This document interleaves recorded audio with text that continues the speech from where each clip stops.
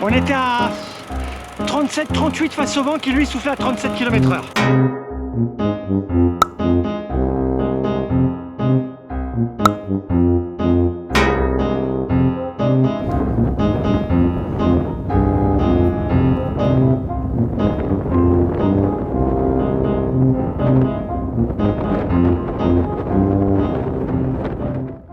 Dans la vie, il y a plusieurs façons d'appréhender les choses. Nous en avons là deux beaux exemples. Il y a celui qui met tout en doute, qui ne me croit pas. Et puis il y a celui qui fait fonctionner son cerveau, qui ose poser la question. Une question qui revient bien souvent. Mais comment fais-tu pour avoir la vitesse et le sens du vent en temps réel? Eh bien c'est tout simple. Je fais appel à la technologie. Oui, j'utilise une application que j'ai installée sur mon compteur Garmin.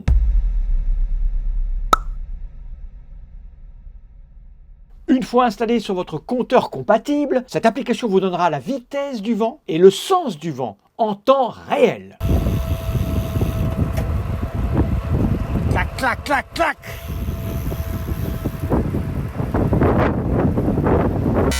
D'aucuns me diront que cela ne sert à rien. Le vent, on le sent bien dans sa face ou dans son dos. À cela, je répondrai, mais l'heure sur votre compteur ne sert à rien non plus, puisqu'il suffit de regarder le soleil pour en déduire l'heure qu'il est.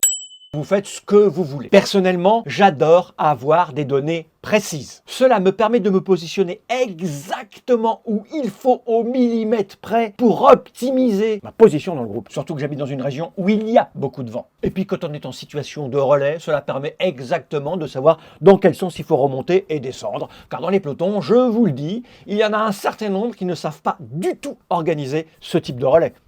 Et là, bien sûr, vous vous demandez comment on fait pour installer ça. Eh bien, c'est extrêmement simple. Il suffit d'aller sur IQ Connect, le centre d'application pour les appareils Garmin, et de taper Wingfield dans le moteur de recherche. Vous verrez apparaître alors un certain nombre de propositions correspondant à l'application. Il y en a une importante, celle qu'il faut télécharger, c'est Live Wind. Les autres sont des add-ons. Vous aurez accès en fonction de l'abonnement que vous prendrez. Oui, il y a des abonnements, mais l'application est utilisable gratuitement, pour 0 €. Il y a 4 types d'abonnements. Un gratuit, un à 7 $ par an, un à 12 $ par an et un à 30 $ par an.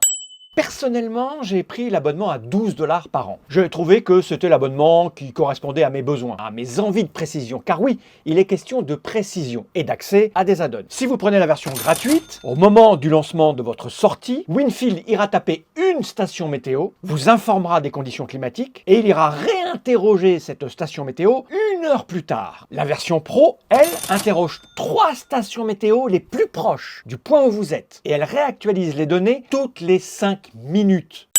Alors bien sûr, ça consomme un peu plus de batterie, mais c'est vraiment plus précis. Personnellement, j'ai intégré celui concernant Strava. Au moment où je sauve ma sortie, Strava va récupérer toutes les informations météo et cela comprend la vitesse du vent, le temps que vous avez passé le vent de face, le vent de dos ou de côté.